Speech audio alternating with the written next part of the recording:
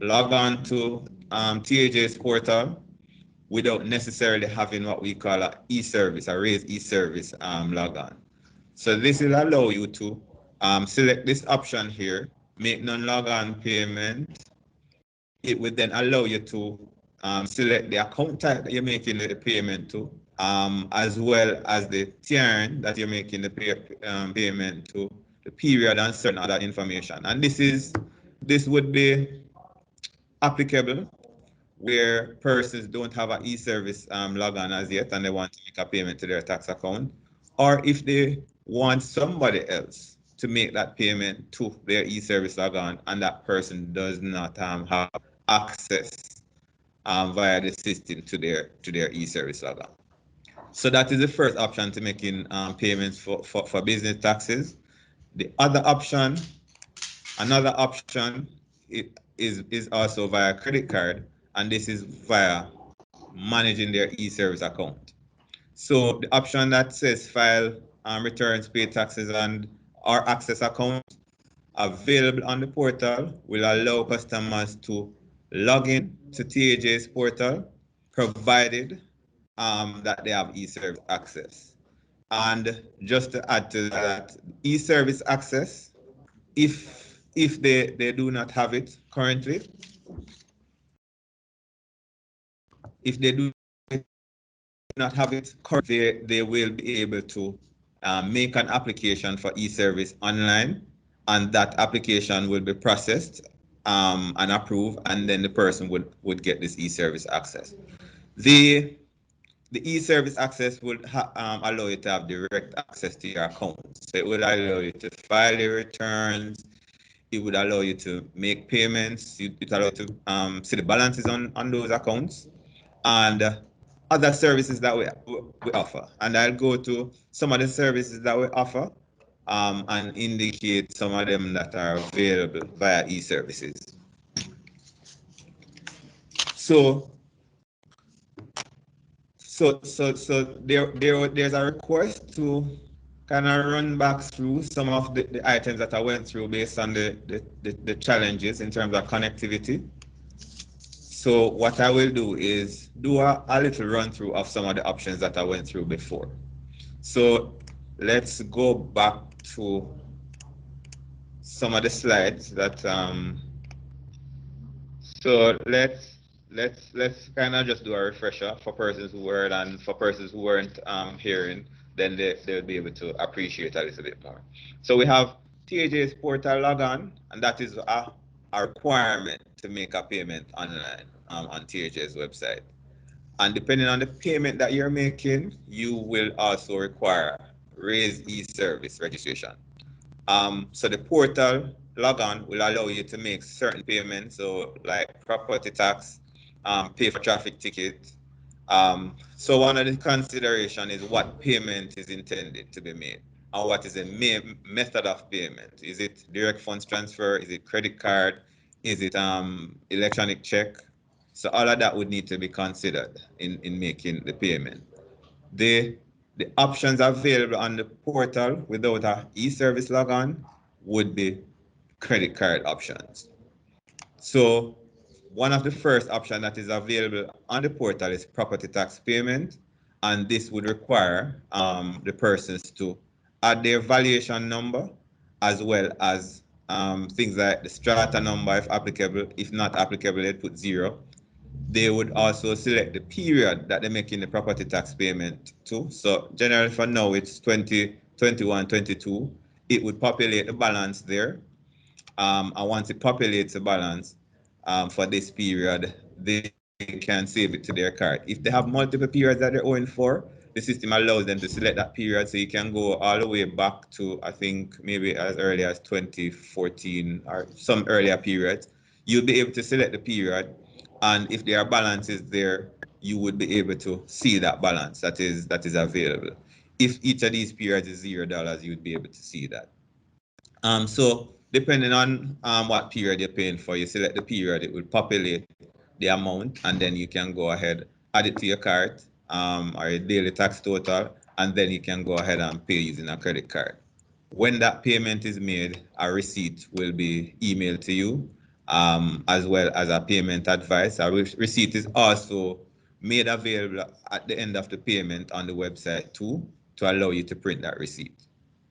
So property tax payment is one of the payment options that is available there. Then we also have motor vehicle fitness fees, and for persons who need to do a fitness at island traffic, they would be allowed to enter the information in terms of the fitness type. So whether it's a fitness for a motor truck or a fitness for a private motor car, once they select the option there in terms of the fitness type, then put in their TRN, it would populate the amount that needs to be paid based on what they selected. They would then be able to make that payment using a credit card. At the end of it, they will be provided with a receipt, which they can print and take to the island traffic to complete the transaction for the fitness.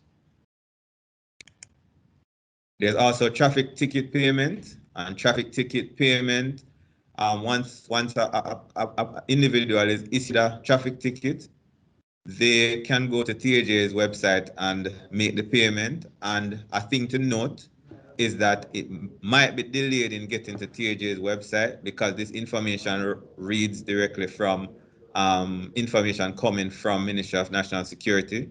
So once the ticket information is available electronically, TAJ's website will pick up that information once you put in the ticket information, and the TRN, well, driver's license information for that individual, they would be able to see the information, read that ticket, and they'll be able to make the payment to it.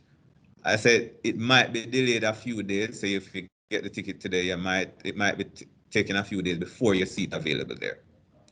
10 days? Okay, all right, about 10 days.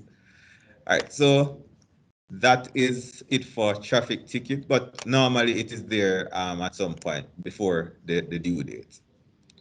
Then we introduced driver's license payment online, and this is primarily to assist customers or reduce the time spent in tax offices. And this would allow them to go online, make a payment for driver's license renewal, and bring the receipt into the tax office. In making the payment, they would be required to enter their TRN from the driver's license, the expiration date of the driver's license, as well as the control number at the back of the driver's license. And the system does a validation to ensure that it is valid. There's also some additional validations to ensure that it's ready for renewal, things like that. And then it will allow for the payment to take place. They would then use their credit card. Again, it would provide you with a receipt, and they would be able to print this receipt along with bringing the form, the photo, a copy of their driver's license, drop it off at the tax office, and then pick it up at a later date. So that is one thing that they would not need to join a TAJ line for. So we have the other things that they can pay for, like other licenses, and this is like hotel license duty. So that is also an option, which is there. They'd be able to select the type of payment and also the TRN associated with the payment, and they'd also get a receipt. So there's also other fees, things like employment fee and a few others that are available via the other fees. And again, it would allow them to make those payments, and a receipt will be provided. All right, so on to the core business taxes. And the core business taxes, there are two options available for making core business tax payments. And the core business tax payments is general consumption tax, income tax, asset tax, things like trade license, betting, gaming, and lottery, the withholding taxes like contractors levy, and other core taxes. So this not what we call non-log-on payment does not require the user to have a e-service log-on. So you need a portal log-on, as I indicated, all of these services that we mentioned before requires a portal logon, and that is where you go on the TAJ's website and create a logon similar to an email address, and you would be able to make these payments. So this would require portal logon. You'd also be required to select the account type that you're making the payment for, the tiering of the customer, things like the period that you're making the payment to, and the amount. And this would allow this now to be made via credit card, and it will automatically be appropriated to the customer's account, tax account. So that is the option available for persons who, for example, don't have e-service logon yet and they want to pay their business taxes. Or if you're asking somebody to make a payment, or somebody is making a payment on your behalf and they do not have access to your e-service logon. So payment for core business taxes using the non-logon option. And then there's also the payment using what we call e-service logon. And this on the website will have an option that says manage my e-service account. And e-service account is an additional layer of access. And this access is now where you have direct access to your TRN or your tax accounts. And this would indicate like what are your balances, would allow you to file returns. It would allow you to submit requests for other services such as TCC and a number of other services that I will go into a little later in the presentation. So this e-service access would require persons to submit a request for e-service access, and the request will be reviewed by a TAJ officer, and access will be granted once the requirements are met for this e-service access. So we know one of the things in terms of granting access, we need to ensure, sure that be sure that it's your account or you have the appropriate access to access to the account before we will give you this access. So that is normally processed by a TAJ officer. So payment for business taxes, and once you log in there, you'll see all of your balances. You'll see access options to make a payment and so on. So in terms of payments, all of the payments that I've gone through for the most part are dealing with credit card payments. So to note, we use cards like Key Card, Visa, MasterCard, and it's both debit and prepaid for some of these cards. You can use them to make your payment. As I mentioned before, for some options, you would need to log on to e-services. For some options, you would just need a Jamaica portal, tax portal option. When you log on to e-services, you would be able to use the option that says make a payment, as well as a few other options that we'll go into a little later in the presentation. When you're making the payments, you select credit card, enter your banking information. And when I say banking information, it's like the credit card information, the number, your name, details from the credit card, like the CVV, and expiration date. And then you would submit the payment. After submitting, you will be provided with information such as the receipt information and so on. There's also the option to make an electronic bank payment, and this is specifically for Scotiabank customers. And this will be required. You'll be required to log on to e-services, make a payment similar to what we do for credit card, but you will see the option that says electronic bank payment, and you would enter the banking information, including the branch details, that your account is location, the branch of Scotia, and some other details, and then you confirm the payment amount and submit. There's also the option to pay on NCB, and this is where you log on to your NCB account at TAJ as a payee, select the tax type that you're making the payment to, make a payment, and then come to TAJ's website and generate the receipt. Normally, the receipt might be a half an hour after you make the payment on NCB's platform, that you'd have it available on TAJ's website. But sometime after, you'd be able to come to TAJ's website and use the option for generating receipts and print that receipt. So there's also direct funds transfer, which is something that we would have enhanced recently. And this is where you're making doing a transfer directly from your bank account to TAJ's bank account. And before you can do this, or before you do this, you would need to go to TAJ's website and what we refer to as use the option to generate a payment advice / direct fund transfer number. Once that is done, you will get a number, and that will basically tell TAJ how this money that you're transferring should be directed in terms of the various accounts that it should be directed to.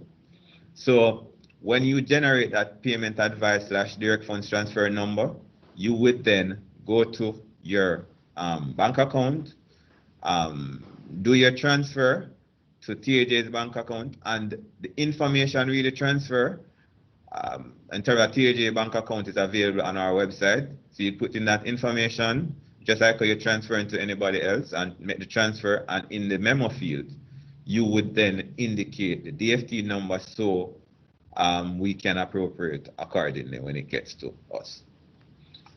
After this payment is made to, you will also be able to generate your receipt on TAJ's website at some point after that. All right, so I mentioned generating receipts after all of these payments. So these once you make certain payments, you're able to generate the receipt on TAJ's website. And just to note, the generate and print receipt option on TAJ's website is applicable to only certain types of payments. So payments made on e-services, you'll be able to generate that receipt. I mentioned the non-log-on payment earlier. You're also able to generate the receipt for that using the option available. Direct funds transfer, NCB, online, and driver's license. I think to note that if you make payments for like fitness fee, traffic ticket, and property tax, you would not be able to use this option because that option isn't available for these types. However, when you make the payment for these, you would have already received your receipt at the same time. So you should be fine. So you should be able to print your receipt, or in cases, it would also be emailed to you. So I will hand back over to Maris at this point. Thank you, Ricardo. So Ricardo has brought you through a lot of information in terms of what is available to you on our website. A lot of options that you can access in terms of a wide range. So in respect of doing those wide range of services, and he would have given you just some insight into all of these services that are available to you. So what I am going to do now is just to invite Mr. Churton Bellamy. Bellamy is actually going to take you through a demo in terms of how do you actually do the respective. So Mr. Bellamy is going to take you through that. So I'm going to now turn you over to Mr. Bellamy as he will walk you through the different payment options. Over to you, Bellamy. Thank you very much. Thank you very much, Ms. Arton. Morning, valued customers. So what I'll be doing now is taking you through the steps of how we make the particular payments. Now, as Mr. Campbell was speaking before, we've done a lot of collaboration with the banking industry to ensure that you have the availability of using different banking platforms to make payment. So currently, there are two banking platforms that actually, one is embedded in the system, that's the Scotiabank option, and the NCB option, you actually have to go to the NCB payment platform in order to make payments. So as was indicated before, on the NCB payment platform, there's an option where you will select pay bills. So by simply adding TAJ as a payee, then you'll be able to make your taxes and payments contributions online. However, the challenge that you will have is that you have to add each of the accounts that you want to make payment to individually. So you'll have to have different accounts for the payments that you make based on tax types.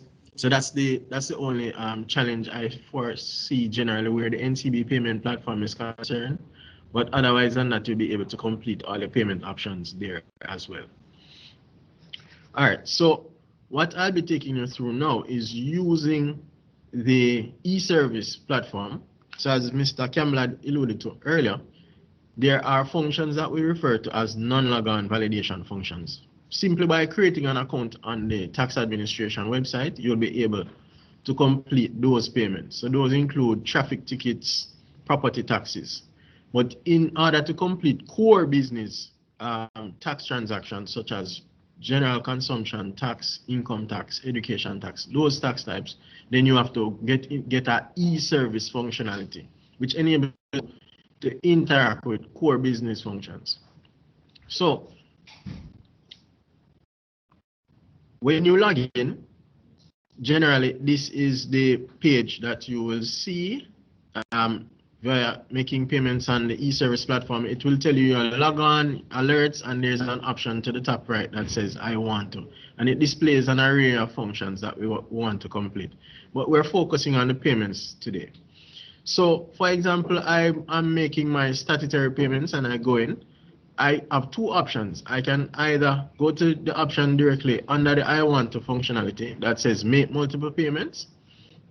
I then select that option, and then it would take me now to select the format in which I'm going to pay. If I'm going to use a credit card or I'm going to use an electronic bank payment.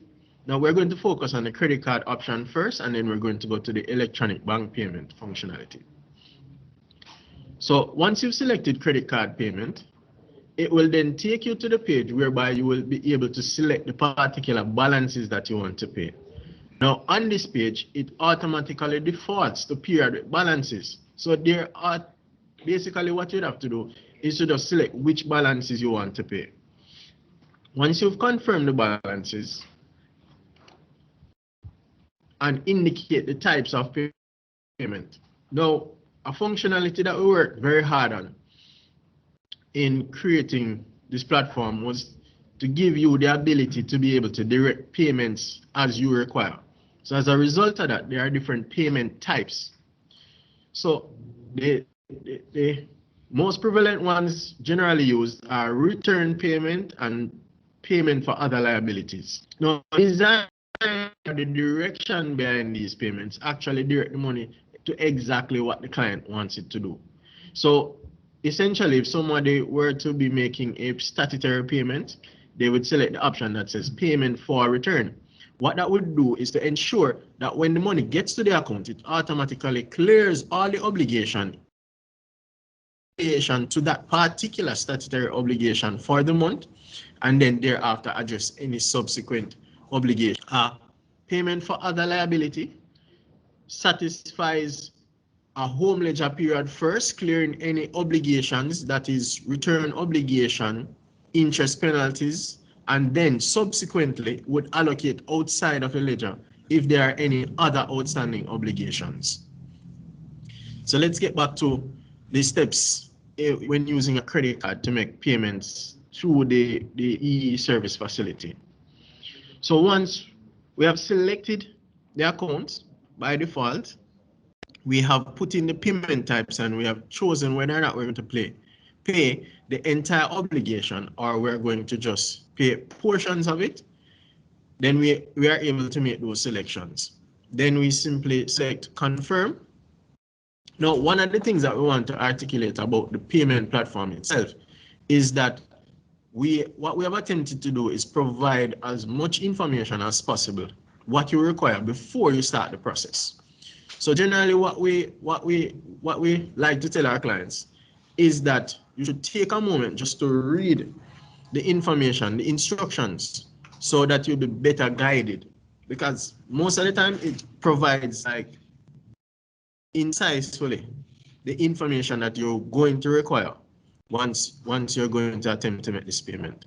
So in the steps before, we would have selected the tax types, we have selected the type of payments, we've also selected the amounts that we're going to pay.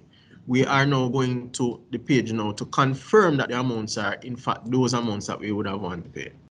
All right, so we would have been at the step where we would have chosen the payments that we're about to make. So what we'll be doing now is putting in information, confirming the information.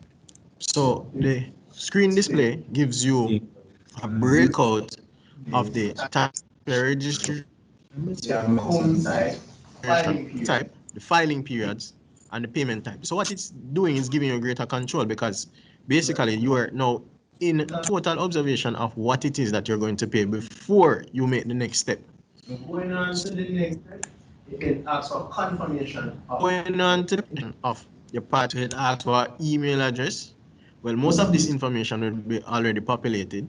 In most instances, it's just asking you probably to update a particular line item. So if you left off something like a telephone number, then it will ask you to confirm that, because we want to be sure who it is that we're dealing with.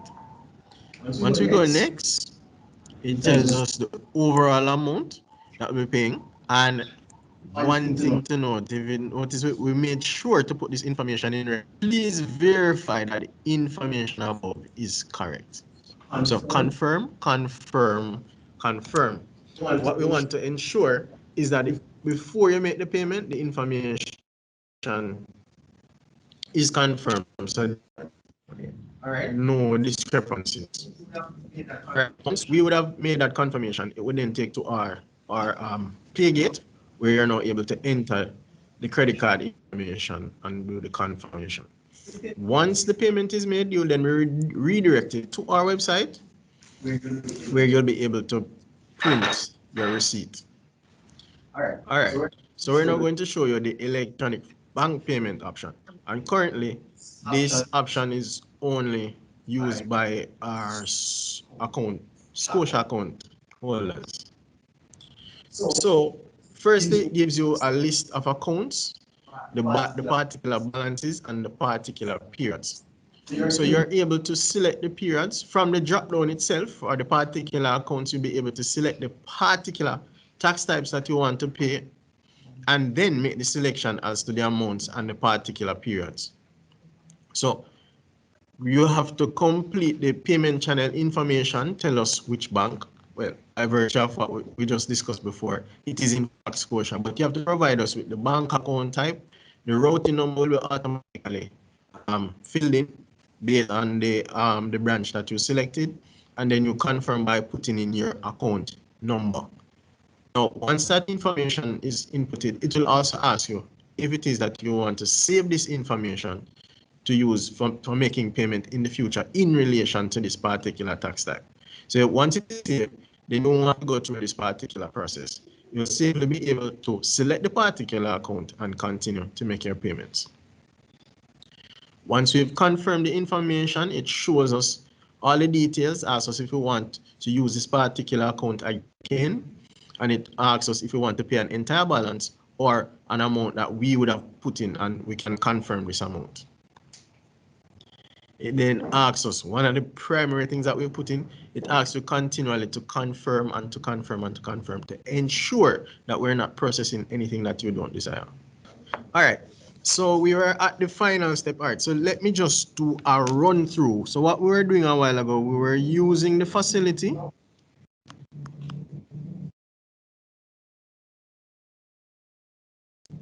of doing an electronic funds transfer using our Scotia bank account. Now, I saw a question while I was waiting. Is there do we provide the Scotia information? You don't need Scotiabank's connection to us, because the facility is embedded in your e-services account.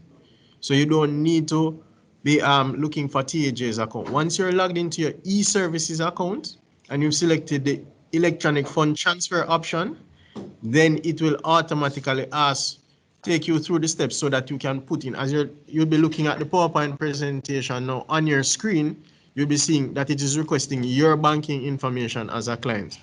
So there is no need for you to be transferring money from your Scotia account to TAJ's Scotia account. All right. So once you've populated the information, it then asks you to confirm the amounts, what it is that you're paying for.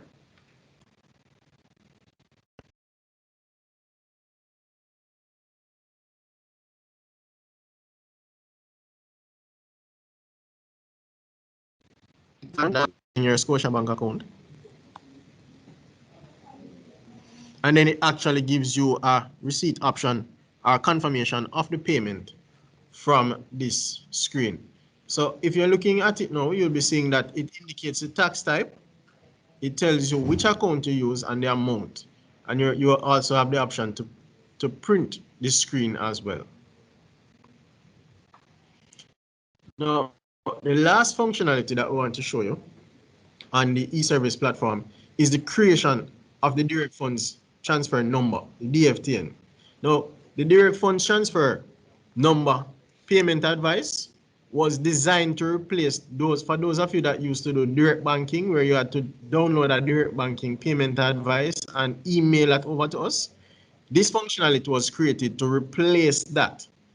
So what it is that you do is that we go to the option generate payment advice or DFTN, and what this is done at the completion of this process, the system will produce a number that you will simply then provide to your bank, or when you're doing your banking transfer, you add that number as part of the memo or notation option of your transfer, and that would automatically enable us to bring to account the payment for the particular tax types as would be indicated by the payment advice you would have created. So once you selected the generate payment advice DFTN functionality hyperlink, it goes and it gives us all the information required. So it is good for us to pay attention to the instructions that generally come on the website. Once you select the option next, it then gives us a full listing of all our accounts. So it gives you now greater control so that you'll be able to select the particular accounts that you would want to make payment for. Once you've selected the particular accounts that you're making payment for, you then select the option next, and it would bring up on the screen the total amount, the taxpayer registration number that you're making the payment for, and it would indicate the particular account for. Once you've checked in the bottom left hand corner, it would then display, once you've submitted it, it would then display the payment advice in your correspondence option, and by simply selecting on the correspondence option, it would then bring up the PDF document of the DFTN itself. And as you know, as you will be noticing from this particular slide, it represents the DFTN number to the right of the screen. So by simply quoting this number in your transfer, there would be no need for any other documentation, because we now use this as the criteria to appropriate and account and allocate the amounts that you would have paid. All right. So at this point, that would have brought us to the culmination of how we use the payment activities online. What we're emphasizing is that the functionalities currently are enabled and designed to facilitate account by account payment. So you pay per tax type. So if we go back to the NCB payment platform, we simply add tax administration Jamaica, as much as in the way if you'll be adding any other bill collector, bill payment agency, you just simply add us. Then you have to individually add the particular accounts that you're making payment to. A little bit tedious, but that is the current process, working to get it even better. And from the e-service functionality, you can use a credit card payment functionality, or you can use an electronic funds transfer facility, which currently is embedded into the platform, and that is only for Scotia. In the event that you want to go the route of the direct funds transfer number, you create the payment advice first, so that when you're doing your transfer, you simply add the transfer number as a memo in your transfer to us. Thank you very much for your time. I will now hand over to Ms. Harden.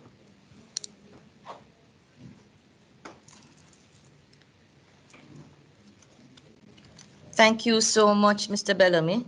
So lots happening on TAJ's side, a lot of options available to you as our valued customers so that you can do things at your own pace, at your own convenience, rather than having to come into a tax office to do so. So we have told you what is available. We're also going to be telling you what else is available. For that, so apart from the payment options which we have discussed and demonstrated, we're now going to be showing you what else is available that customers can access electronically. And for this, I'll invite Mr. Ricardo Campbell to share some of these with us. Ricardo?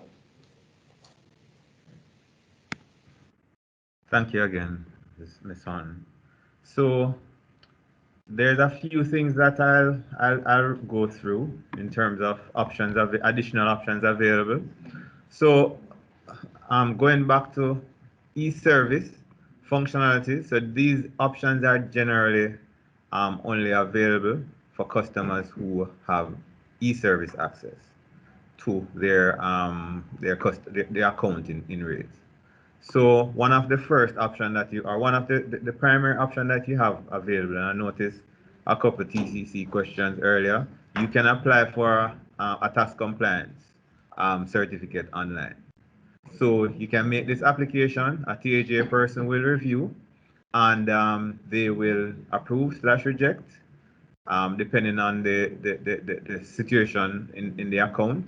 And this will issue a TCC online, so you don't have to come inline to do that, unless it's certain types of TCC. But generally for business persons, you don't have to come inline. So this application process is available online. There's also the application for zero rating that is also available online. And for zero rating, this is specifically applicable to schools and certain other entities that are zero rated under the General Consumption Tax Act. So they can make this application for zero rating online. There's also the application for unemployment refund that is available, and most of these options are available via the I want to option on the person's e-service account. So for an individual who lost employment, for example, during a year, and they would have they were paying income tax, so they were over the threshold and paying income tax, they are allowed to apply for unemployment refund after being unemployed for 6 weeks, I think it is. So about after 6 weeks, you're allowed to apply for unemployment refund. This option is available online. For entities who have traveling officers and want to allow for tax-free traveling to these officers, there's also the ability to request a traveling allowance. There's also ability to apply for individual income tax exemption. And this specifically relates to especially certain categories of individuals.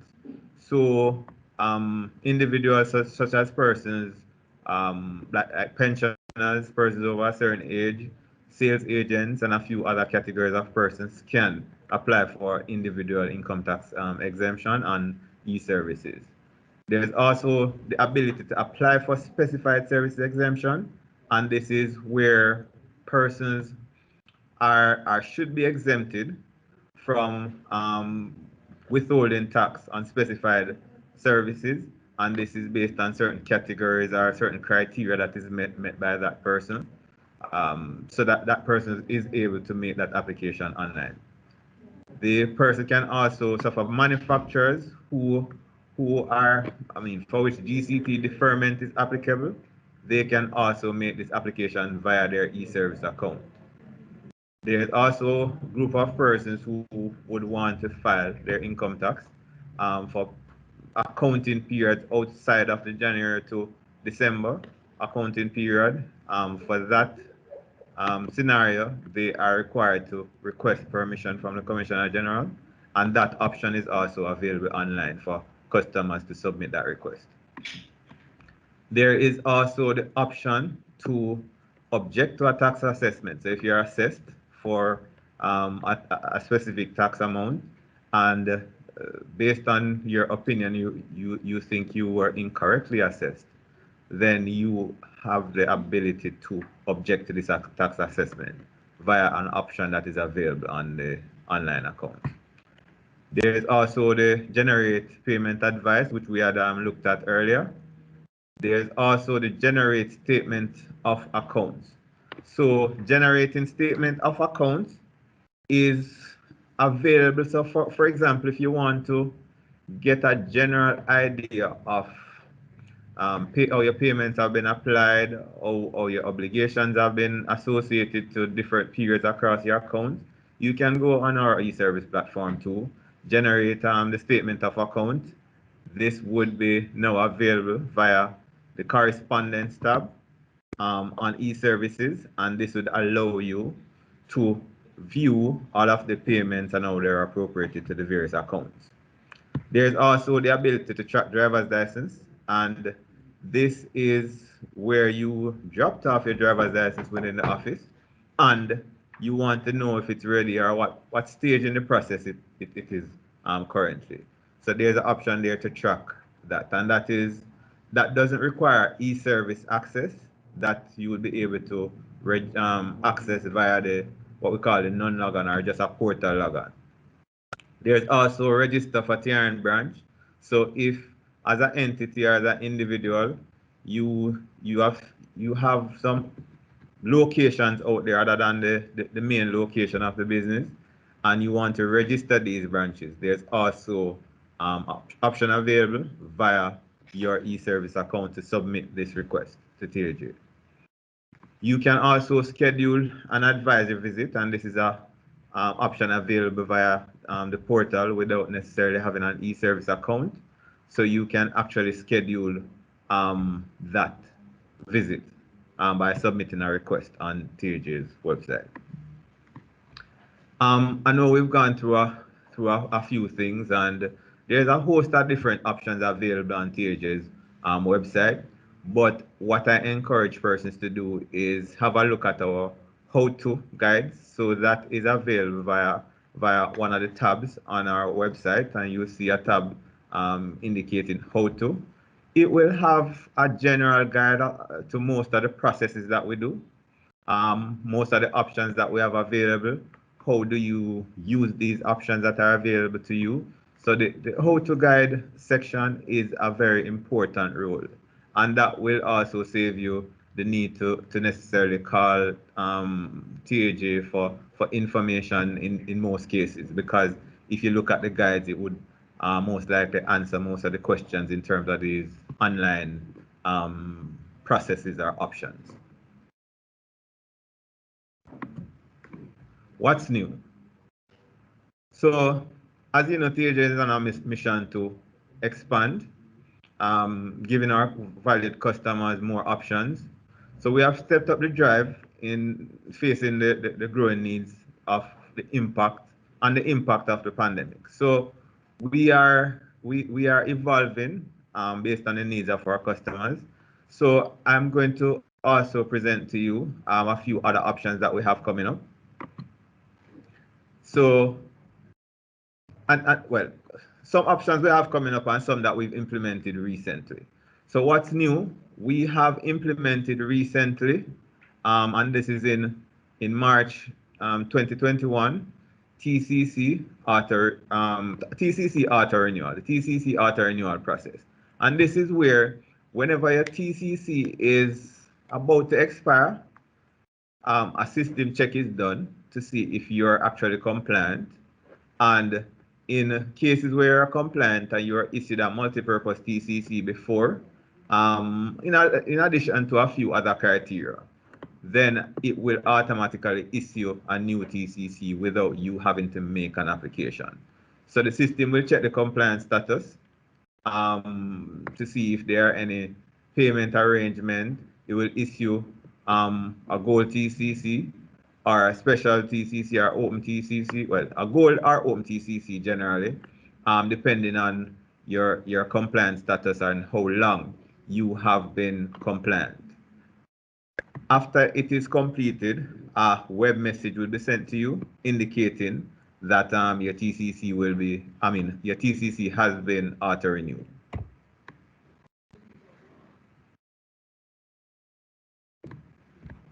So that's for TCC auto-renewal.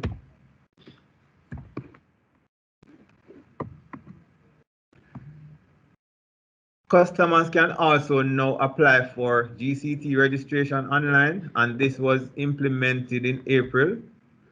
So business involved in trade in terms of certain activities, GCT taxable activity with gross sales exceeding $10 million can now apply for GCT registration online. There are some other categories that will not necessarily be required to meet this minimum gross sales, and this is where the persons are in specified activity, for example, manufacture of rum, tobacco, and certain other activities. They would not necessarily need to meet that gross sales amount of $10 million. Once that request is submitted, the approval or rejection will be communicated via e-services to that customer when a TAJ officer reviews the application after it's been submitted online.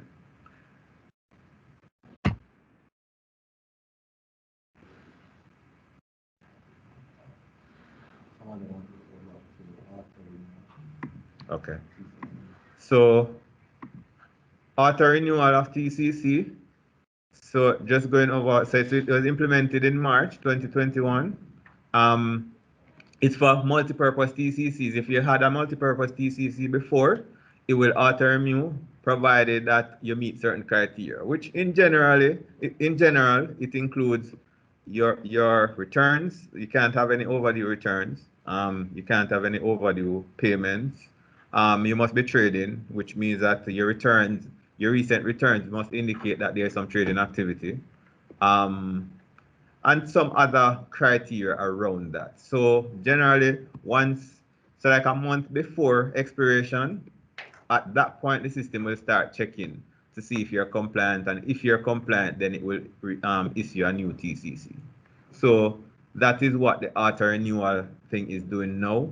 Currently, we've had about 790 odd persons up to earlier this week that would have benefited since its implementation in March.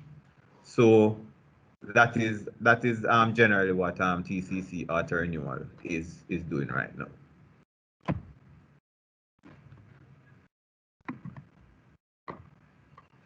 We have mentioned the GCT application online. What's next? So we'll look at some of the items here in terms of what's next. What's next on the horizon? We have motor vehicle registration renewal online, which is coming up shortly, as mentioned by Mr. Powell earlier. There's also payment for police record online, which is coming up mainly via our mobile app. We will also further improve the TCC approval process, and this is where when persons make an application online, so this is outside of auto renewal. If the person make an application online, the system would also do some checks, and once it meets certain criteria, the TCC would be automatically approved without the customer needing to wait. There's also waiver application. That is something that we're looking at implementing soon too, where persons would be able to apply for a waiver online where applicable.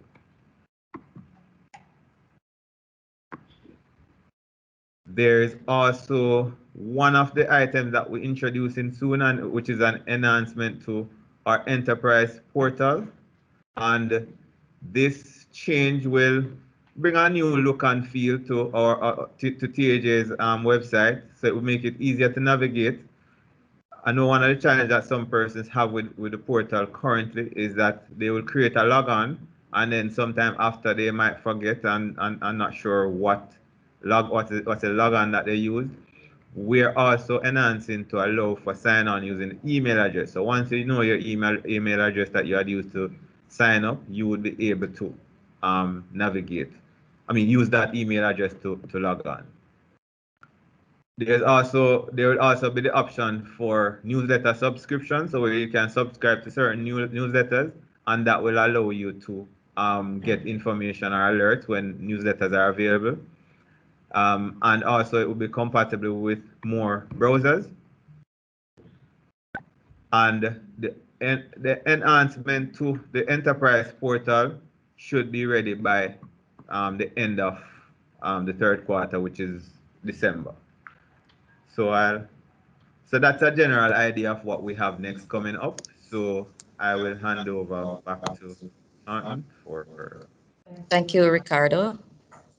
Let me just remind you that of the various options that you have available to you on the website, and that you are able to access these services from the convenience of your offices, your homes. So there's no need, particularly for business persons, to come into a TAJ office to transact their business. So I'm saying that again, I cannot underscore it enough, that there's no need for a business person to come into office. Mr.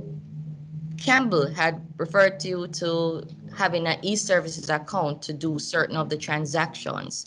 And for persons who already have an e-services account, it's the same e-services account that you would do for your filing. And if you recall, all filing obligations are now mandated for online. So we have been getting all our tax returns electronically. It's the same e-services account that can be used to do the payments if you need an e-services account, because there are options that you can make payments without having to go through the e-services option, because you can simply do that using the non-log-on option, where you can just, with your regular TAJ portal account, make those payments. So many options available to you, including through TAJ's portal, using the credit card option, or in respect of using BNS ACH electronic deposit, or you also have available to you NCB, if you're an NCB customer, to use your NCB online platform to simply add TAJ as a payee and make your payments. You'd have to create an individual account for each of the transactions that you'll be doing. So if it's a property tax transaction, and this is a one-time setup. So if it's a property tax, or if it is NHT, NIS, your heart, or your education tax, you set that up, and then on the next occasion, you simply make the transfer given the amounts. One of the things that I want to remind you too, that you have access to direct funds transfer, which is available from any account. Any account, you can use that for your direct funds transfer from any bank. You use ACH or RGTS to make your payments. You simply need to have the TAJ's bank account to which the transfer would be made, and you also, from TAJ's website, you would be required to ensure that that direct funds transfer number from TAJ's website, generate that direct funds transfer number, so that once you're making the payment from your own banking platform, you just ensure that in the memo field or the description field that you include the direct funds transfer number, and it must be as the first item. So that's all you need to have. All the dons are not really necessary, because once you put in that direct funds transfer number, then and the direct funds behind it, that is what would be required for you to put in the memo field. And once you have done that, then you're good to go, and that will automatically come across to our system, and our system will be able to read from that, and then you'll be able to automatically generate your receipt thereafter. So these are some of the things that I would recommend to you rather than coming into office. I showed you the stats in terms of how many persons were, if I may say, unnecessarily coming into an office to do their payment transactions when there are options available to them that they can do from the convenience of their offices or their homes. So this is what I'm going to recommend, and this is what we are going to be pushing for persons to understand and to look at these alternate options in respect of making your payments in a much easier way. That's one of the things I'm going to recommend to you. Remember now, several options available to you, and so we're going to recommend those to you. So if there are some questions, let me see if there are any questions we could look at. There's a hand raised in the chat. Hello, my name is Melanie. I'm posing a question. My question is, there are some persons who used to use direct banking, DB, to submit their payment processing.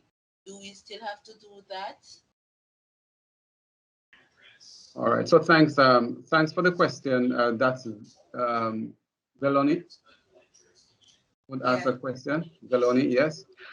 So there are certain tax types for which you are required now to submit a direct funds transfer number to your bank with no need to submit a direct banking form. There's no need for a direct banking form for those tax types, which are the main tax types.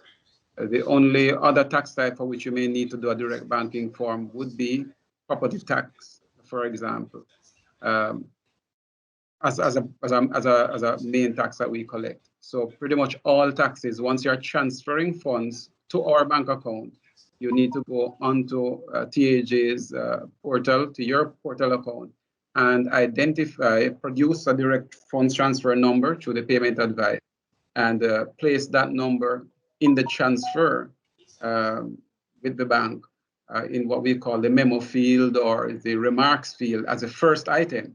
So you put DFT and the number, which you get from the payment advice, in that field. And once you transfer the fund, once the funds are transferred to TAJ's bank account, we use that information to receive the funds. I hope that answers your question. Okay, all right, thanks. Hey, my name is Chantal. So I was tagged for a TAJ assessment, and based on that assessment, it was conveyed to me that I may have, well, I have a liability outstanding. Am I able to do that, to pay that liability online, as I was told that I may need to come into a branch to clear that liability? That liability is in pertaining to my transitional period from one employer to another, and the correct tax amount was not applied. So it caused me to have a liability on the PAYE.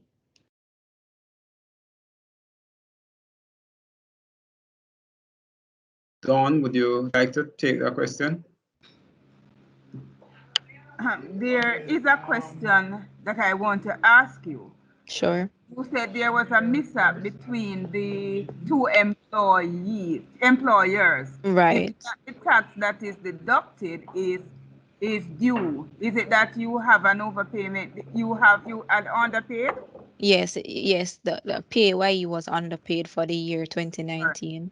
So you need to do a registration online to allow you to access that account and make the payment. You don't have to go into the office. So I just have to open, well, I already have an account where I would pay. E-services account? Yes, I already have an e-services account. And we need to ensure that that account is associated, the PAYE account is associated to your account online. So what I wanted to do is to check with one of our customer service persons. Later today, you can call our 188. Ensure that account is associated under your e-services account, and you can go ahead and make the payment. Okay, thank you. Okay, go ahead with your question, please. Yes, go ahead with the question. Oh, okay. I'm presently setting up TAJ as a payee in my NCB payment system, bill payment system. It is asking me for enter branch.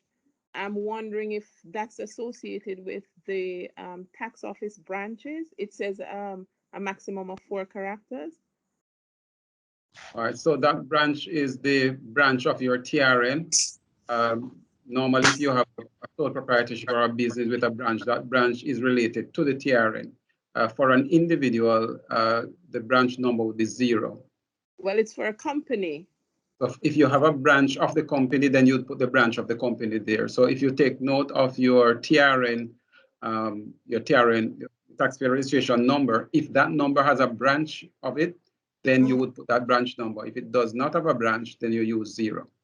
Oh, the four zeros. 4 zeros that The 4 zeros, that's correct. Okay. So it is a branch of the TRN, not the branch of TAJ. No, it's a branch of the TRN.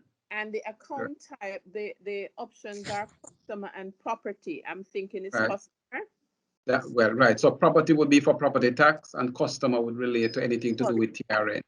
That I'm paying. Yes. Okay. And you said I'm supposed to set up individual NIS, NHT, Ed tax. That's correct. Each tax account, right? Each tax account, you have to set up an account type for them. Perfect. I got it. Thank you. Beautiful. Hi, good morning. I have 2 questions. The first one, if an employed person check their account to make sure that their employer has been paying over on their behalf the correct amount, if they sign up for an e-services account, about checking that since they wouldn't be filing a return. That's the first one. And the second one, for letters that are uploaded on the platform, sometimes they aren't signed. I need to come in to pick up the original signed ones. Is there a way to have, I guess, for workers that are working out of office to have electronic signatures so that they can upload the signed copies and we wouldn't need to go in office to pick up?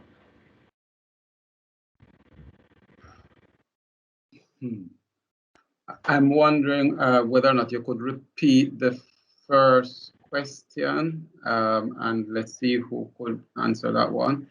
The first question. Okay, for an employed person who wouldn't be filing a return, if they wanted to, I guess, just check on their taxes to make sure it's up to date and they register for an e-services account, how would they be able to check that since they wouldn't be filing a SO4 or anything like that? Okay, so all persons with a TRN can apply for an e-service account, whether or not you are employed or self-employed or unemployed. Once you have a TRN, you can apply for an e-service account. You, however, do not have access on your e-service account to the employer's declaration. So you would not see whether or not your employer has declared for you on your e-service account. You would pretty much have to depend on the P24 that they provide you to confirm that they have reported the deductions to the tax administration. Okay. Okay. I hope that answers the question. Yes, but I think it's something that TJ could look at in future so that employed persons can see easy. Yes, so that's a useful recommendation so that, for example, you could verify whether or not your deductions have reached TAJ. Correct. Yeah. And in a timely manner. So that is correct. We'll take a note of that. That is something that we have talked about as well, that we could look towards having done. I think that's a very good question, Vaughn. Yes, very useful recommendation. Very useful recommendation. We could look into that. If you want to just know whether your employer has been paying over. That's correct. Yes. Thanks for that question. And for the second question, yes. Go ahead with the Okay, so for in my scenario, my company files for GCT deferment certificates, and usually when they're uploaded, we get the electronic copy, which isn't always signed, and then we'd have to come in office for the original signed one.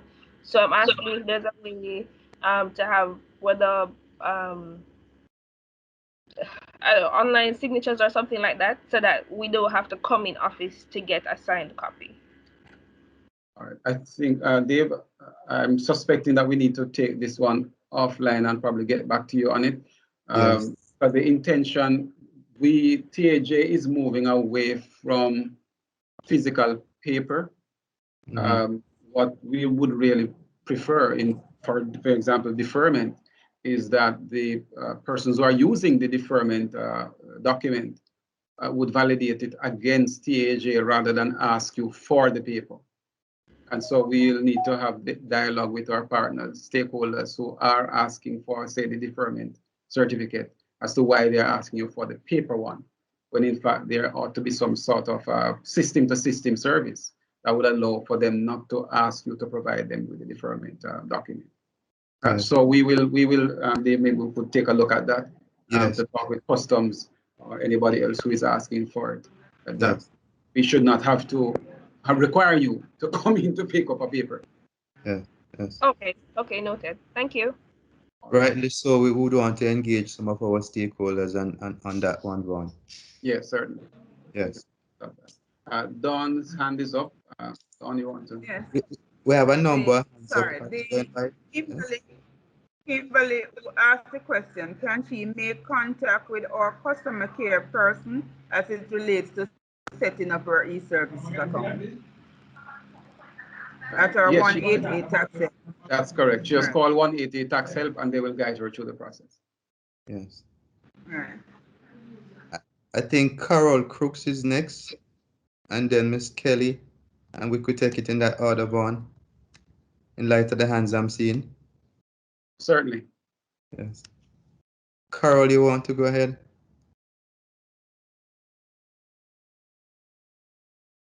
Carol Crooks? Hi, morning. Morning. I would like to find out how safe is it to make a payment via online for a traffic ticket, which was paid on Saturday the 12th and the due date is the 22nd. Would that have been registered by your organization? So that now depends on the Ministry of National Security, whether or not they have captured or data entered the ticket at their location. Have you attempted line on Saturday and the due date for the ticket is the 22nd of June? So they made the payment already? Yes. Okay, no, but once you have paid, then you're fine. Okay, so that will be registered on the system in time for the due date on the 22nd? Man, so the matter of the due date has to do with at what point you must pay by. Yes. Yes, so having paid already, which is what I hear you saying, then you have completed your obligation and done it on time. Okay. It is now over to the Ministry of National Security to do the reconciliation and therefore not hold you in as having an outstanding ticket because you have paid. Yes? So will something be sent back from the Ministry of National Security? I'm not aware that they would send anything. Your receipt that you get from us would be sufficient evidence that you have paid and paid on time. Okay, all right. Thanks very much. I'm just going to allow our colleague, Dawn McNeil, to address some questions that she has been seeing in the chat. Persons are asking, as it relates to allocating overpayments within the statutory tax type and other tax types. So it has been asked repeatedly, why don't we do allocation when there is a balance on one period and a liability on another? So yes, we do allocations within the income tax types, but for the contributors tax type, we don't do allocation and PAYE. We don't go across the year. We allocate within the year. PAYE and the contribution tax type is seen as if they were payments made for somebody and it would have been treated as a refund. If it is that the employers have made the overpayment, then they would have to request a refund through our department. Okay. So Thank you, for the Dawn. person asking those questions. All right, then. Thank you, Dawn.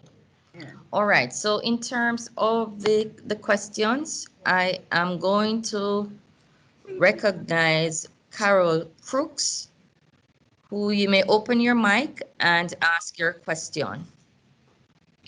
I think Carol had already asked You her already question. asked the question. I don't know why my hand raise is still up. Yeah, she had already asked the question. Yes, your hand raise is still Right. up. All right, then. I think we were So going we'll move on to to G. explanation, Dixon. Miss Dixon. Yes. We'll move on to G. Dixon then. Yes, good afternoon. Good afternoon, Miss Horton. Good Good afternoon. afternoon. Good afternoon, everyone. I have well, three questions here. One of which I recognize that that when you make a payment, especially for a statutory, that the receipts are basically take a little bit of time to be generated. And the question is, why is it that why is it so? Second one, I have a friend that resides overseas, and he's well, he wanted to find out. Well, he's having some challenges in paying his online his property taxes, and would like to find out if there's some change or what is causing that problem for him to get access to the online to pay his property taxes. And the third one is, why is it that a new business applying for TCC for the first time has to do an interview?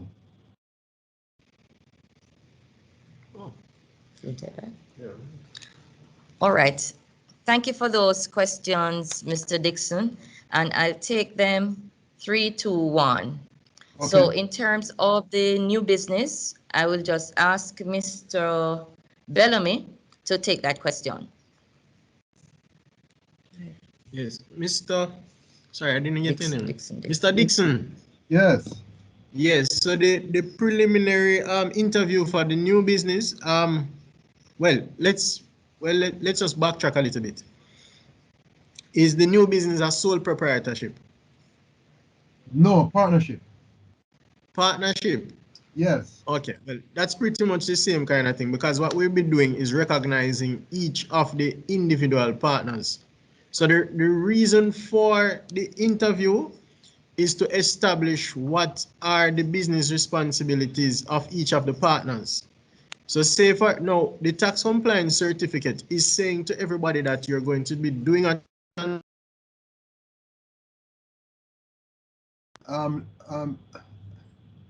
transaction with payee. You hear me? Yes, I'm hearing you now. Yes. So what the interview seeks to do at the compliance level is to establish whether or not all the parties involved, all the partners are up to date in relation to their responsibilities, their tax obligations, so that the partnership itself, which is a separate organizational type, can benefit from that. So we have to establish that each of the partners are in fact up to date with their taxes and obligations. Okay, understand. All right. I will take the second question you posed in relation to property tax payments from overseas. We have not made any change to the protocol. A number of our payments are actually from overseas. For it may be that the person had the point that Mr. Campbell had raised. Maybe the person doesn't remember their login credentials. But what I would recommend that you ask that person to do is just to send, if they're from the States, they can call through toll free to our customer care center. That would be 1-888-GO-JA-TAX. That's toll free from the US. Or they can just send an email to taxhelp@taj.gov.jm, and they'll be able to assist them with exactly what the their situation is, why they're not able to do their payments, because we have made no change to the online payments for property tax. We have actually added to online payment options for property tax. So if somebody has a NCB account, even from overseas, they will be able to set up TAJ as a payee and make that payment from their NCB account for property tax. For the first question you posed, which is in relation to the generation of the receipt, can you say which payment type you were using? Basically all for them. There are different protocols in terms of when the receipt will be available, dependent on which one of the types that was used, which is why I asked the question. One of the channels. One of the channels through which you made the payment. Was it DFT? Was it NCB online? Was it through TAJ's website? DFT. It was DFT. Okay. So, Vaughn, you want to take that for me? Certainly. The payments for DFT, receipts for DFT become available within 2 business days. So you are able to go on our site and generate the receipt within 2 business days. Anything outside of that would be a serious challenge. And of course, you are aware, if you are not, that the direct funds transfer number that you use, that you put in the bank, along with the amount of money that you paid, becomes the 2 items that you use to generate your receipt. But within 2 business days, the receipt is available for you to generate online and print. Okay, thank you. If I may add to Vaughn, and if you could just follow up that, Vaughn, that which is why it's very important that you have the correct direct funds transfer information in, so that the system can automatically process the receipt. Because if the information was not put in the correct way, then our collections team would then have to identify the customer to ensure that this transaction belongs to this customer account, and then do that processing to make the receipt available.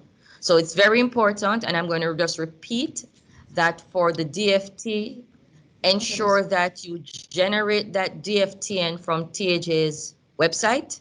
When you go onto your banking platform, put that information in the remarks or the memo column as the first item.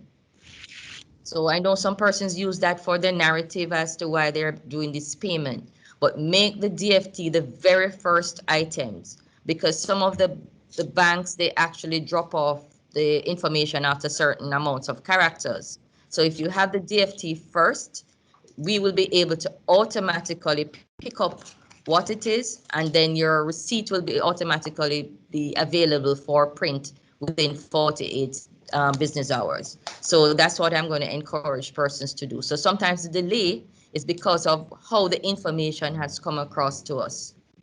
And we have been working with customers, trying to get them to do it in the correct way, so that the system can automatically generate that receipt. I hope I answered the question. Yes. Okay, thank you for that. I am going to move to, and please too, another point that I'd like to raise in respect to the DFT, there are some institutions that only allow for $2 million to be transferred at a time.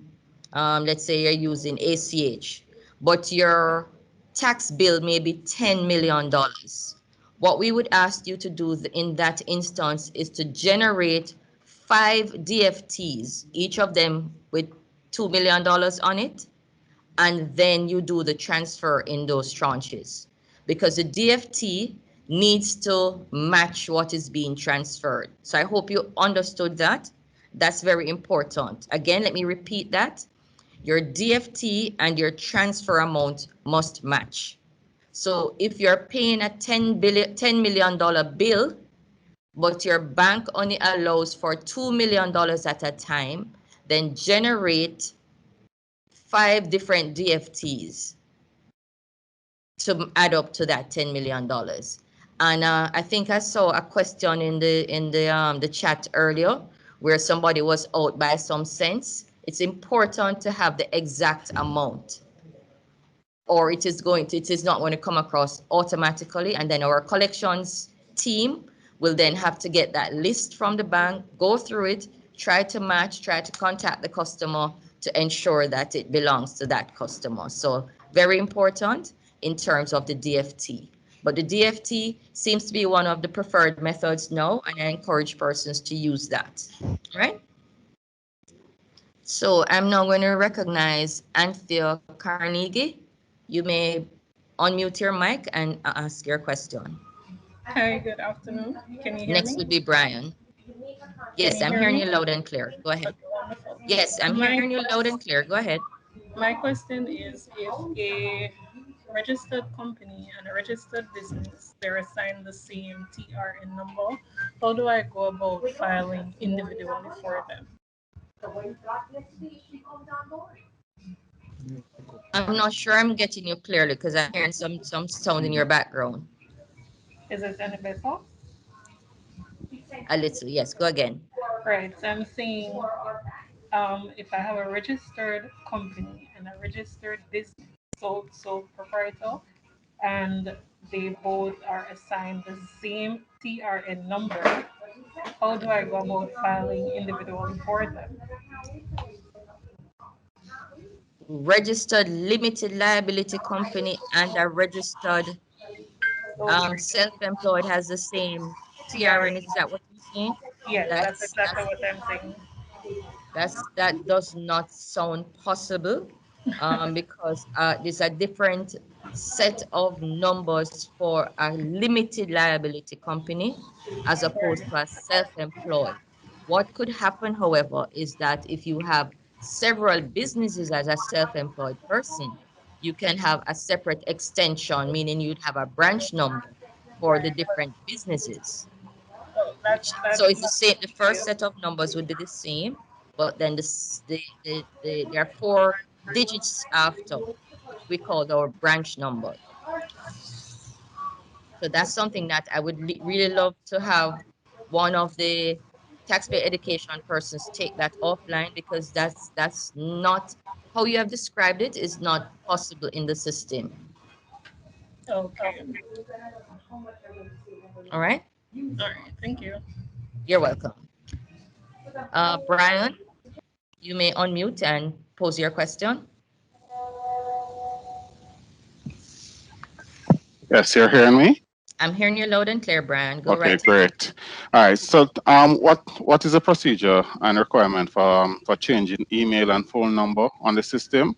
Primarily when you're making the payment and you're asked to do there's a preset phone number and email there that needs to be changed. What's the procedure and requirement to changing that information?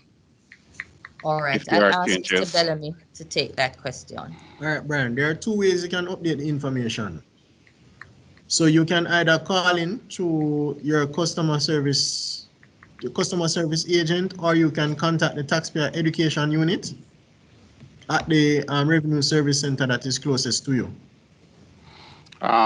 Both has been tried and have been directed to a Duke Street address. So I'm not sure what does that mean. I'm trying to remember if it's Duke Street or it's but I was directed to an address that is not by your Ocean View address. All right, Brian, I'm not sure. I don't know if we have any offices at Duke Street. But what I can do, all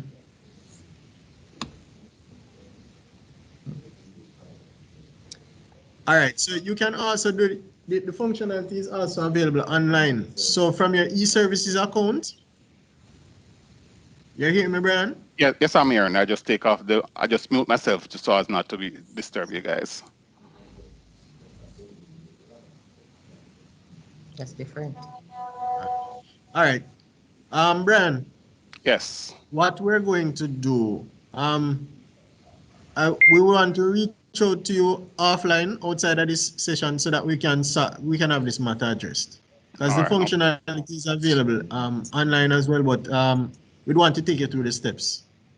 all right, fair enough. All right, so you can take this number 545 Mm-hmm. 4039. So that's 5454039. Yes, sir. All right, no problem. We'll address that issue. That's for Mr. Bellamy. Yes. All right, no problem. Thanks. Okay, then, Brian. All right. I recognize Debbie Dobson Kerr.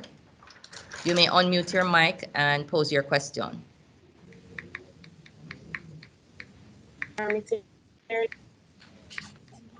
Hello? Can you hear me?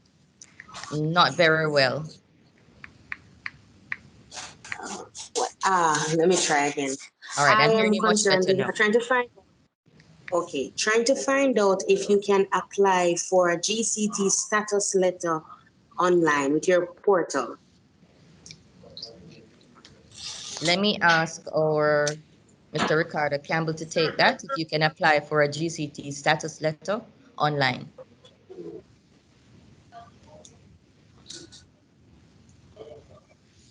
I think that's one of the things that is in the queue of things that they are.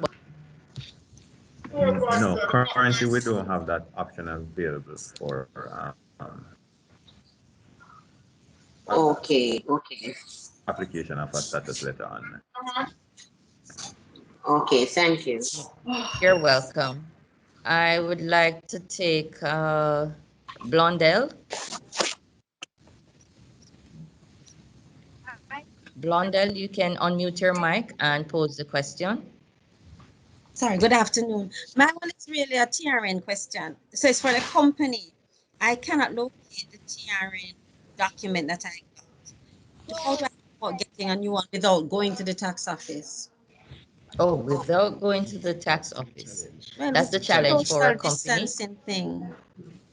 Yes, I know. I do understand. I do appreciate. If you take it offline and we can get your information, we could see what can be accommodated. All right. You can that same number, if you are taking it down, we can ask Yes. Mr. Bellamy to accommodate. Yes, Mr. thanks. Bellamy, if you could repeat that number. 545 4039. Yes, because we already have the TRN. We just need to get another You need document or another letter to be evidence. generated. Yes. Okay, all right Thank then. you. All We'll right. see how we can accommodate. Thank you very All right, much. I will take Esther Brown Brooks. Good afternoon. Just a quick question. Just want to understand the DFT a little bit more in term because I was kind of dropping in and out, on and off, so Okay. that I don't have much clarity. When you set up the payment options with NCB, right? And say for instance it's a partnership. You want to pay the taxes for the partnership to individual one, individual two, and three, you want to pay for the business itself. When you're setting up the options for payment, is it that when it comes down to NIS, you have a different code? When it comes down to NHC, how does that section work? Go ahead, Mr. Bellamy. All right. So from the so you mentioned two things, but the NCB payment platform and DFT. But using DFT from NCB. From NCB. So basically what you'll be doing, so for each of the persons that you'll be creating a DFT for, they would have to have an individual account. So if you're creating DFTs for individuals, they would have to have an online account that is configured with e-services, so that you create the DFT for the particular individual. So the partnership itself would have a separate e-service account, and you'd create the DFT for that organization as well. So each one will be separate. Okay, so you're saying so each month, each Each month that you're going to be doing the About 1,000.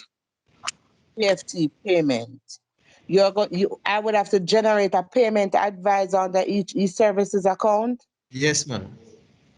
Okay, and when you generate the e-service, the payment advice, that is what you would put into your banking system. Yes, the DFTN number is at the top right hand of the payment advice that you'd have created.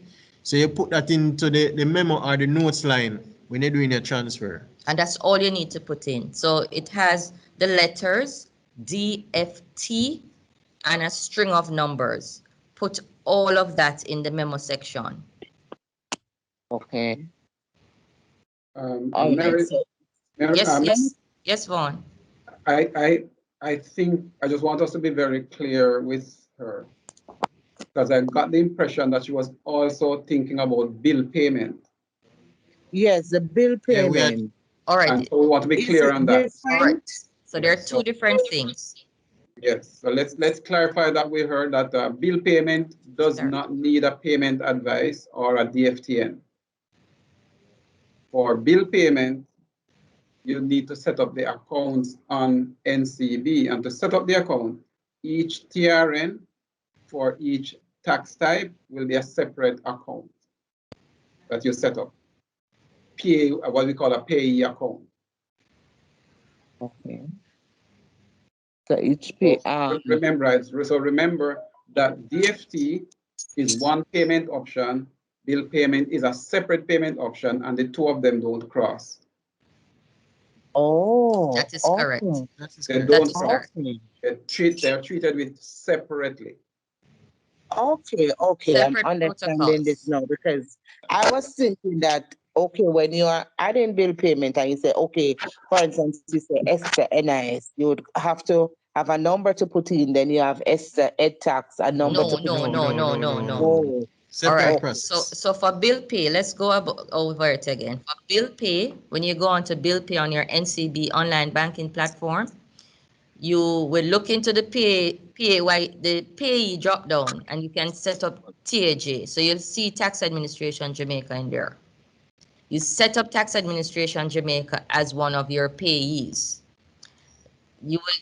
There are also, if you're doing the business payments, it has the drop down for if it's NIS, NHT, and so on. You're going to select each of them and put in the amount you're paying. Well, before you get to the amount you pay, you have to set up an account. Before you're creating. Yeah, right. You have to create an account for each tax type. Accounts first. Yes. Okay. Once you create that each time, then you pay. Once you create that, each time you go, each month you go, then it's there and you just select it. That's all right, and this will automatically, once I pay here using the bill pay, then it automatically tax office will automatically update their system after NCB send it across to you. Yes. That is correct. That is correct. So what would be and you're going to use that reference number from NCB. You know, when you do your transaction and you get a reference number, so that is successful with your transaction. You're going to use that number and come back onto TAJ system to generate your receipt. Okay. All right. All right. So and another question: if you have a partnership and you as one of the partner, the second partner, say husband and wife, and the business itself, can you use one account to do all of this? No, you can't. Each person will have. All right. Ms. One Brown, provide clarification. bank Are you saying that you want one account for, you're going to be making payments for the husband, payments for the wife, and then payments for the partnership? Yes. You can use one NCB online account to do all of that, but you'd basically have to be adding accounts for each of the persons, because you'd have to enter the TRN for each of these accounts. Correct. Okay, so which would you say would be simpler for, some persons are not too tech savvy. Do you believe that the DFT would be better, would be suited for them? On your camera, charge up. I don't want to take this particular discussion offline out of the setting so that we can personalize something for you. All right, because we have been trying for a while now, and I'm really grateful for this session because trust me, we have not reached anywhere with it. So I wouldn't mind if I could get a number, you could take my number, however you could reach out to me so we can finalize, because it's really a hassle to get checks, go to tax office. Those days are kind of, not anymore. Yes, and it's coming that we may not be taking checks in a little while, so based on government's rules, so which is one of the reasons too that we are trying to ensure that persons make the transition to using one of the options that we have outlined today. Yes, So, because this Mr. client I don't will want have, to really. if we get your contact information, or no, I don't know if you want to give it out on thing, but you can take 5454039. right. So you can contact Mr. Bellamy. If not him, he will 545. assign to one of the other taxpayer education persons who will then get in touch with you. Could you give me the number again? 545. 4039. Okay, and you are? Sheraton Bellamy. Okay then, sir. Right. So Mr. Bellamy, once you get in touch with him, it may not be him who follows up with you, I but understand, but you will what we put will me do in. is ensure one of our taxpayer education officers who are so trained to walk through with you. All right, thank you All so right. much. You're most welcome. All right. I will now take C and D construction, and then we'll just have time for a couple more questions before we close, because we are now at 12:30. So I will just take a couple more questions after this. So C&D construction.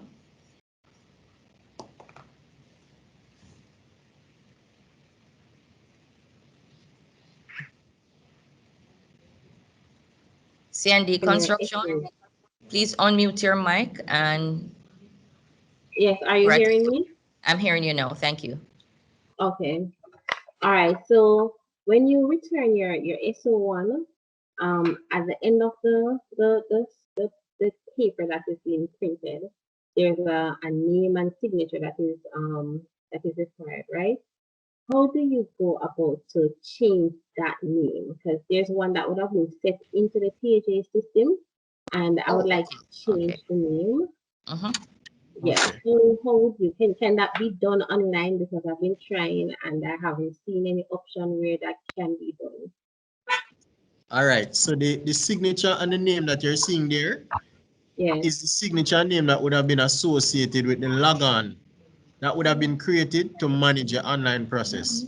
So in order for you to change that, you would have to make two things would have to be done. You would have to request that we close that particular online account and you create another account. So you can do that by way of form letter. So you can write a letter indicating to us that you want to remove or close that particular account and then indicate the credentials of. So first thing is that you'd have to create another online account and then give us those credentials in a letter format so that we could then close the first one and update the information to this new person's logon. Oh, okay. Okay, so there's not an option where you can just go and just change the name and No, because we recognize each account has to have a username, unique username, email address. So we associate that with a user. Okay. All right then. Thank you. All right. Thank you, C&D construction. I am going to now take G Dixon. If you could just unmute and ask your question, and then I'll take Yuan Millen and Yannick Myers will be the last question that we will take. Okay, thanks again.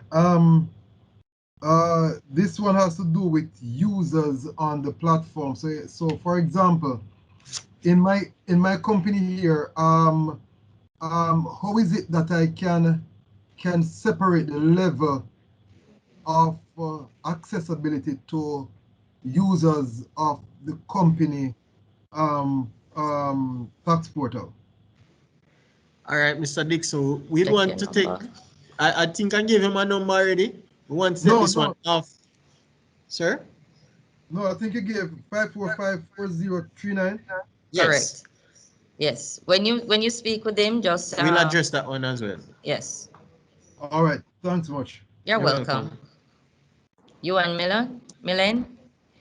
Thank you, and good afternoon. Good afternoon. Good afternoon. All right, and my question really surrounds some questions regarding TCC. Mr. Campbell, in his presentation, he mentioned about the automatic TCC and the gold TCC and that sort of thing, and he repeated it several times. Once certain criteria are met, but he did not state what those criteria are. So I think it would be good for us to know what those criteria are. And then, the other thing I wanted to ask also is the basis on which it is determined that you give some people a 6 months, you give some people a 3 months. In situation where, you have a taxpayer who has been compliant for a long period running, and each time the person apply, you give them a 3 months.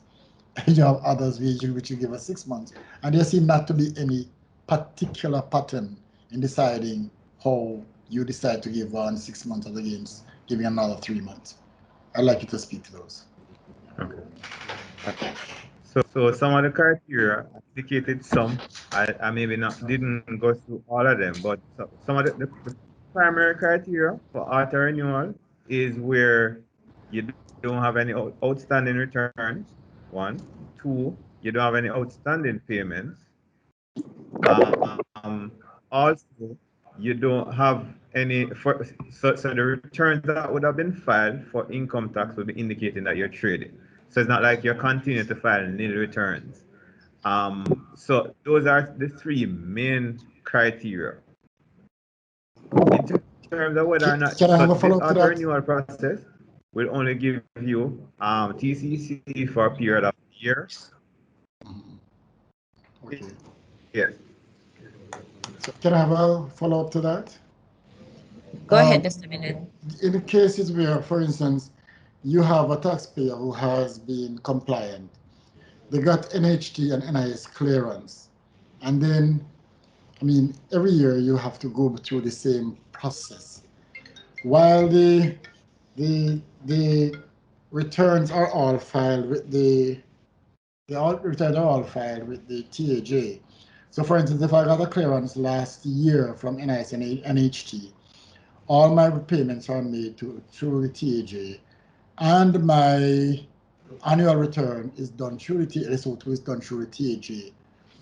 Why do I have to still go back to NIS and NHT for a clearance? Why can't the TAJ give me that clearance? Because you would have had a very clear picture of what has been happening. Okay, so we're moving. So I'm trying to get clarity now. So we have. So the question there you're asking about was. Sorry. Sorry. Sorry, Mr. Millen, you seem to You be were breaking up. frozen a while Hardly ago. hearing you. I wasn't too sure what you asked a while ago because you were frozen a while ago. Mr. Just Campbell. go again. Okay, so yeah. So what happened? I need to clarify. So the online auto renewal is what I do in terms of the requirements, right? For online auto renewal, you do need a clearance. The system will automatically your compliance details. So you don't need to get a clearance from NIS or NHS. In addition, the inline process, currently, we're not asking customers to go to the partner agent. Generally, once you submit a TCC application Online. online, the necessary check from the agency will be done, or checks done erased, confirm the compliance status. So currently for online applications, you don't need to go bring in a clearance letter. Auto renewal, you don't need to either. Once you meet the criteria that I stated earlier, the TCC will be authorized. Okay, thank you. So the only thing now is for you to answer regarding the issue of how do you decide that one person will get a 6 months against one for 3 months, when the same one that is getting 3 months is somebody who has been continuously compliant for over a long period. And this is for the manual process or auto renewal. Auto. But auto renewal, as I indicate, online is either 6 months or a year, so you don't get a 3 month. Auto renewal is auto renewal. Oh, that's not true, because I'm an accountant and I've gotten 3 months for a lot of my clients who are continuously compliant.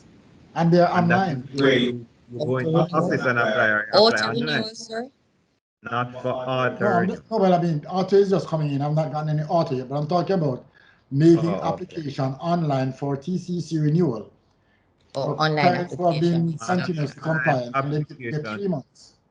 So generally, one client and you have maintained your compliance over a period of time, you will get a 6 month or a year. So for those specific scenarios, you have to communicate that to us and we can do further investigation. But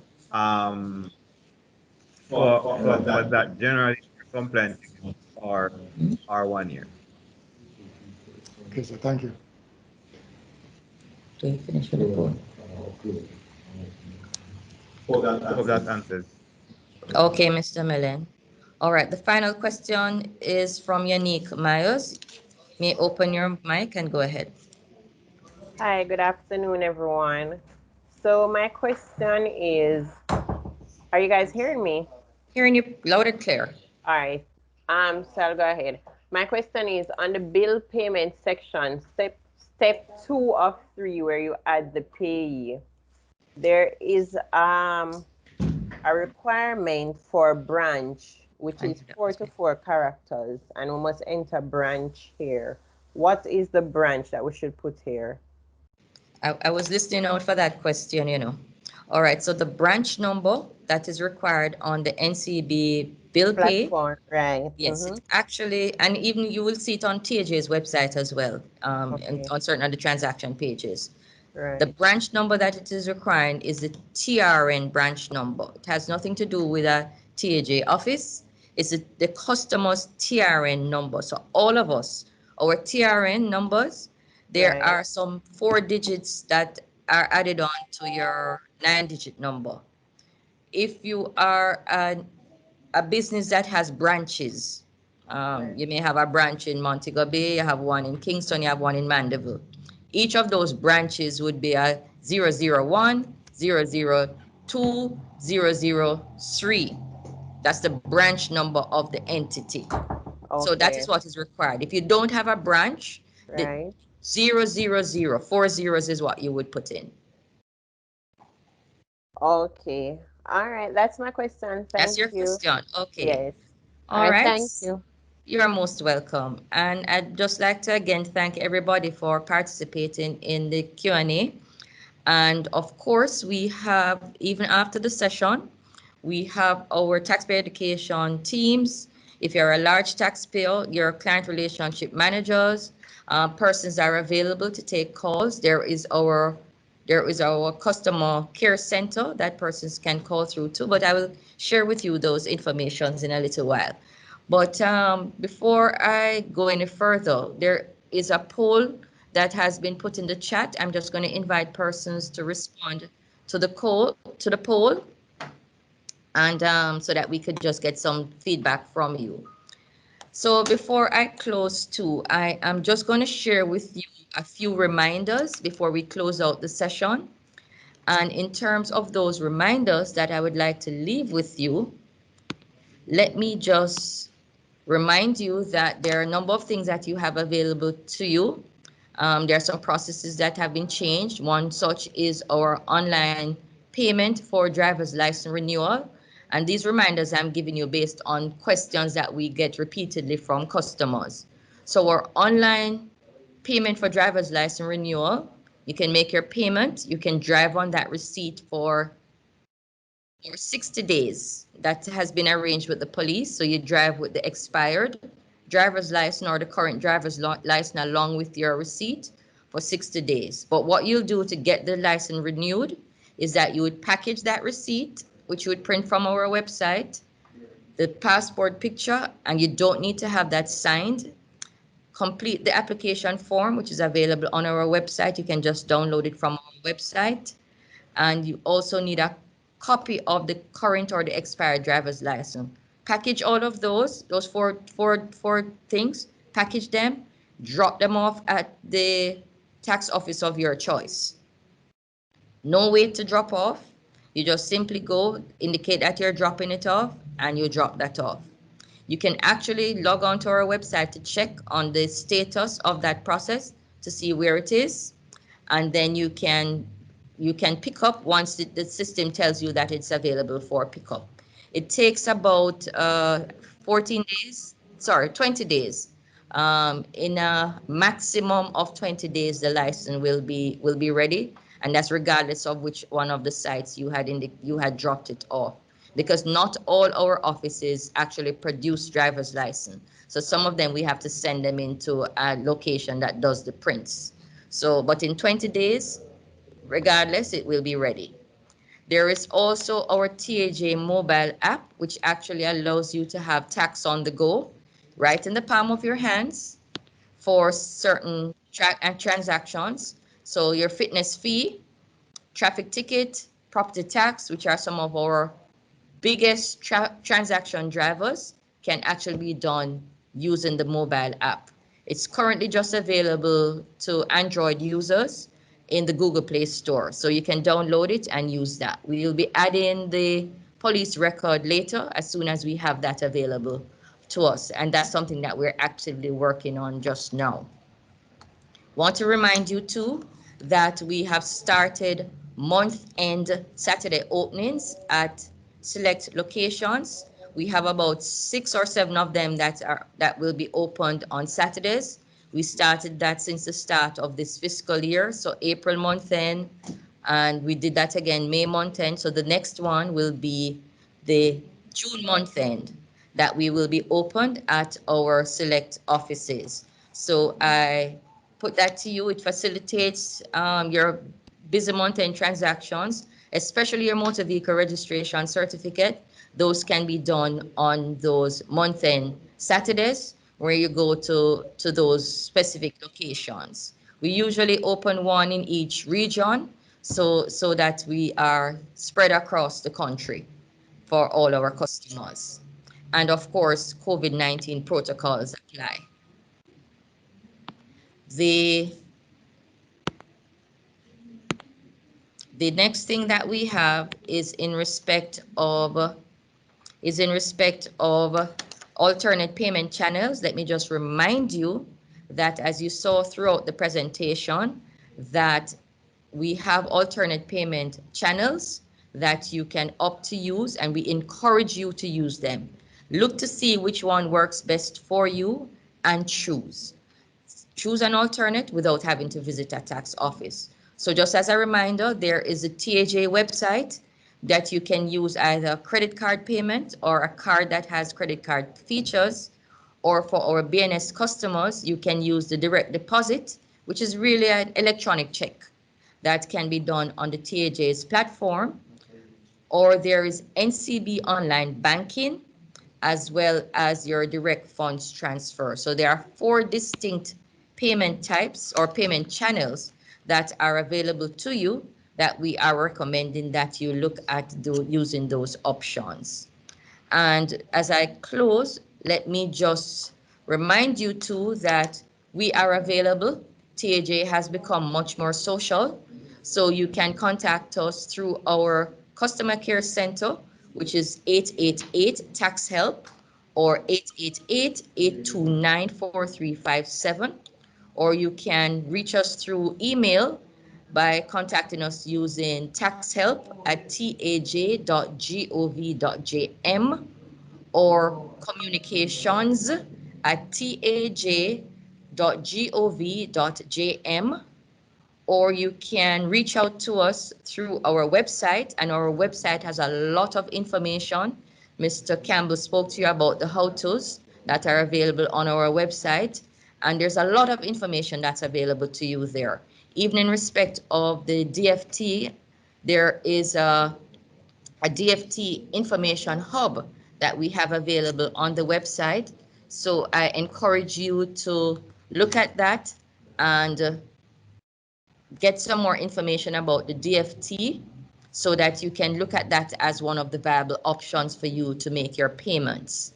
We are also on social media through Facebook, Twitter, Instagram, and on YouTube. So I invite you to reach out to us through any one of these means so that you can get information, more information through any of these means. And if you wish to, you can actually ask us to add you to our email database so that you can get information straight from us. Or through if you are with a business or professional association, we have most of them on our database. Ask them if you're not getting emails from them, because we do email out press releases and other material to them. So just keep in touch with them in respect of getting information from them. So, ladies and gentlemen, I really, really want to thank you for stopping and sharing with us. And it was our delight to share with you. But I am going to invite our Deputy Commissioner General for Operations, Mr. Dave Jeffrey, who will actually bring the vote of thanks. So, Mr. Jeffrey, may I just ask you to turn on your mic and just do the thank you, the official thank you to our team. Yes.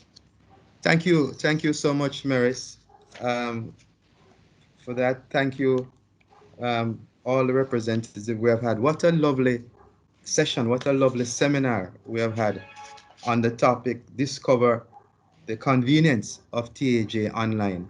I sincerely hope from the session you would have discovered the convenience we offer online.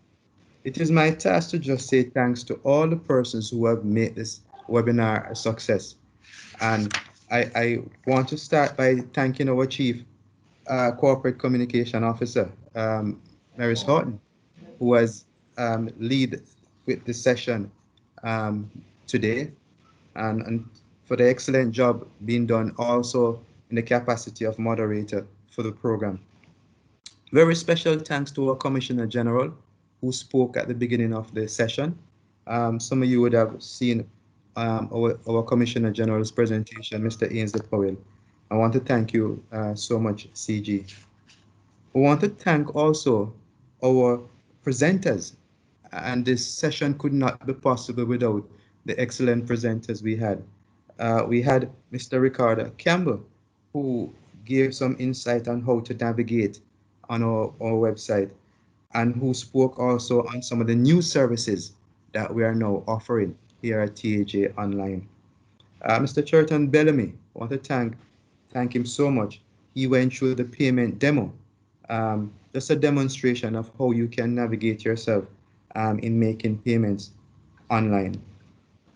I want to thank also the IT support team, all our IT team that make this possible, that we could reach out to you via this media. We want to thank all the persons at our IT team. And I want to big up special big up to our support persons, especially members of the communication team, Ms. Kizzy Billett and Leslie Ann Robinson, who have been two of the main organizers and behind the scene to make this all possible. Special thanks also to all the persons who send information through the chat, and we had a lovely chat going on.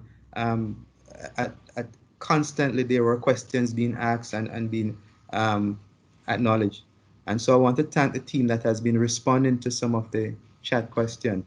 Yolanda, Vaughn, Marie McDonald, and Dawn McNeil, all of those persons and others who have been responding to some of your questions while you send them up. I'm sincerely hoping that a response was given to all the questions that was asked. And if not, a telephone number was given earlier on that you can contact us at TAJ. So a special thanks for that. Want to finally thank all the persons who have joined us today on this webinar. At one point, I counted the numbers. We had over 285 persons. The numbers have kind of gone down since, but at a high point, we had at least 285 persons on the webinar today, and that speaks volume. That so many persons have joined us. I want to thank you so much. In two of the chats, I saw someone said that it was a very informative session, and another person said, could we do this by annually? Certainly, those are things we could look at, and we're happy that those positive response have came back. A lot of new things on the horizon, a lot of new things on board. No doubt some of you will be all interested and excited about the automatic renewal of TCC, the driver's license tracking system that you can now track your driver's license once you have given it in to be processed, and several other things that we have going online. I'm sure you're all excited about it. And every opportunity that Mary spoke, I hear her saying it again, that the services we offered online, you should take advantage of that instead of coming to our tax offices. And I'm repeating that again for emphasis, that please use our online services, and which you can do from the comfort of anywhere you are. So all in all, I think it was a very good session, a very productive session. I think we would have met the objective. Let me just also pause to just apologize for that little break we had in the middle there, a little bit of technical difficulties. But I'm happy that we were back on board and we were able to complete the session. And right now we have 202 persons still with us, and it's good to see so many persons who have been to the end of the session with us. So on behalf of Commissioner General Ainsley Powell, I want to just thank you all again and the whole team from TAJ. Thanks for joining us. And no doubt, Maris, we're planning to have another one, as someone asked whether this could be a biannually. I'm sure we'll also do another one. Thanks again and have a good day, everyone, and thanks for joining us. Over to you, Maris. Thank you, Dave. And before we all run off, let me just remind you that yes, and I can actually without hesitation say yes, we'll be doing this again. We have looked at doing this at least quarterly. So our next major webinar would be sometime around September, which is in the next quarter. So we will be having more webinars of this nature, and we will be looking forward to having other persons join us. And in terms of, I've left up on the screen the information as to how you can contact us, because outside of the webinar, we invite persons to contact us through any one of the channels that are available. And we were very happy to bring to you and share with you information as it relates to discovering the convenience of TAJ's online services.